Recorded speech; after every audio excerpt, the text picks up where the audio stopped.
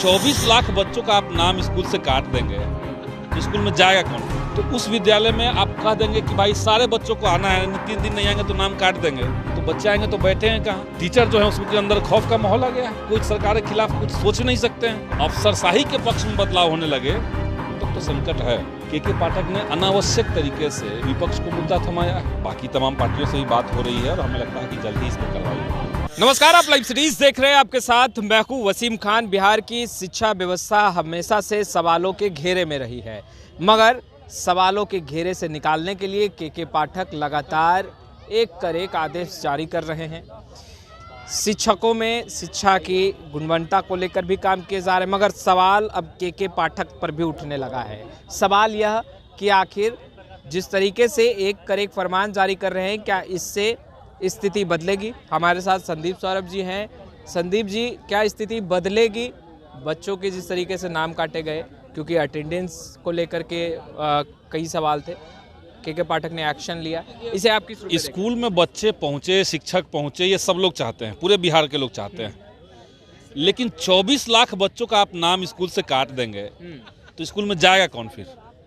और ये 24 लाख बच्चे फिर कहाँ जाएंगे? तो जो भी पॉलिसी बने उसका आगे पीछे ये सब देखना चाहिए।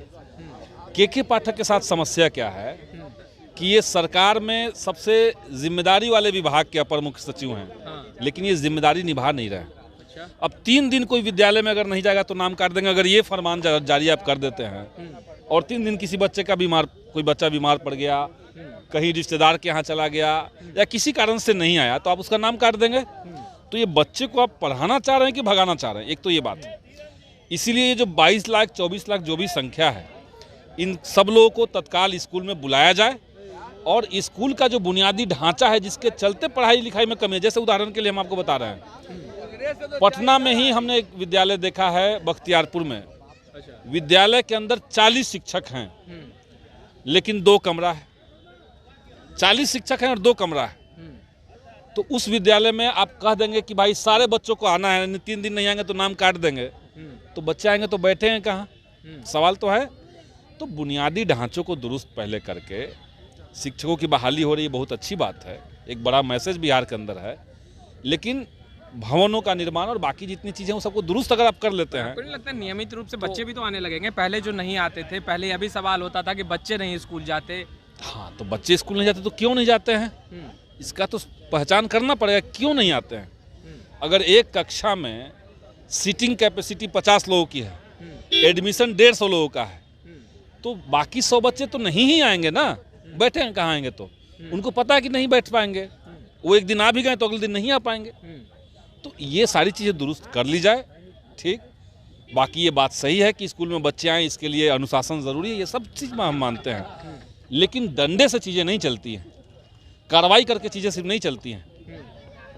समझा करके, एक माहौल बना करके, परिवेश उस तरह का बना करके तब चलता है। आपको नहीं लग रहा है पहले से काफी कुछ बदला है, दुरुस्त हो रही है शिक्षा व्यवस्था? टीचर जो है उसके अंदर खौफ का माहौल आ गया है। अच्छा। डर टीचरों को आपने कर दिया कि आप कोई सरकार के खिलाफ कुछ सोच नहीं सकते हैं। आपने व्हाट्सएप स्टेटस से कुछ पे लगा दिया सरकार की किसी नीति के खिलाफ। छुट्टियों में कटौती हो गई, आपने लिख दिया कि भाई ये गलत चीज़ है, आपकी नौकरी चली जा रही है। तो ये चीज़ें बदलाव, अच्छी चीज़ें बदलाव हो तो हम चाहते हैं, हम तो उसके लिए लड़ रहे हैं। हमारी आज की तो रैली इसी बात के लिए कि बिहार में बदलाव हो, जनता के पक्ष में बदलाव हो। लेकिन अफसरशाही के पक्ष में बदलाव होने लगे तब तो संकट है।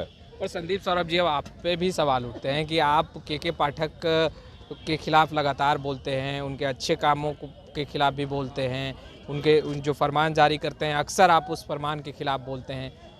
नहीं, आपने 5 अच्छा काम किया और उसके बाद 20 खराब काम किया, तो जो आपने अच्छा किया वो तो ढक जाएगा ना। हमने आपको खूब खिलाया पिलाया और अंतिम में खिलाने पिलाने के बाद आपके साथ गाली गलौज कर दी। संदीप सौरभ मानते हैं ना कि पाठक ने काम अच्छा भी किया है? वो तो मूल्यांकन ओवरऑल ही होगा।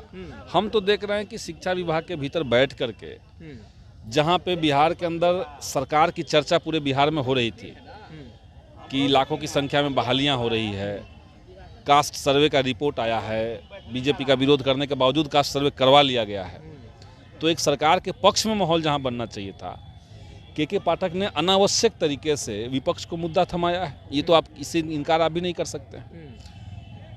बिहार में जब जातीय गणना का रिपोर्ट आया और उसमें दिख रहा है कि जो पिछड़े हैं, जो दलित हैं, उनकी स्थिति कमज़ोर है, तो ये ऊपर कैसे जाएंगे? तो इनके लिए कुछ सहूलियत सरकार को देना चाहिए।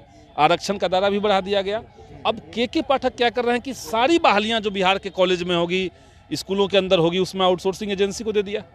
उसमें कहीं आरक्षण का रोस्टर नहीं है, तो दलित बैकवर्ड जो गणना आपने की है उसका कल्याण कैसे होगा? तो इसका अगर हम विरोध करेंगे। खराब काम कर रहे हैं के पाठक संदीप जी, और आप कह रहे हैं कि तानाशाही रवैया अख्तियार किए हुए हैं, तो भाई महागठबंधन की सरकार है, अब तक तो कार्रवाई हो जानी चाहिए थी, तो कार्रवाई क्यों नहीं हो रही? यानी अच्छा काम तो कर रहे हैं ना। महागठबंधन की तमाम पार्टियों को अपना समझना है, हम लोग भी समझ रहे हैं कि क्या चीज़ है, क्या चीज़ नहीं है। बाकी तमाम पार्टियों से भी बात हो रही है और हमें लगता है कि जल्द ही इस पर कार्रवाई होगी। राजद और कांग्रेस अब तक समझ नहीं पाई है, अब माले को समझाने पड़ रहा है। वो बात हम कहाँ करें कि समझ नहीं पाए हैं, वो तो उनसे पूछिएगा कि ये मामला क्या है। बिहार के अंदर ये शिक्षा विभाग के कैलेंडर को सांप्रदायिक तरीके से बांटना, अनावश्यक तरीके से टीचर्स को प्रताड़ित करना, 9 से 5 का शेड्यूल में आपने उनको बांध दिया। जो महिलाएं हैं, शिक्षिका हैं, जो नई नई जिनकी बहाली हुई है, उनको आपने दे दिया है दूर दराज। ई कोठी का चावल ऊ कोठी में, पूर्णिया के लोगों को रोहतास में, रोहतास के लोगों को दे दिया है आपने कटिहार में। तो ये जो आपने किया है, ये तो इसका कोई ज़रूरत नहीं था।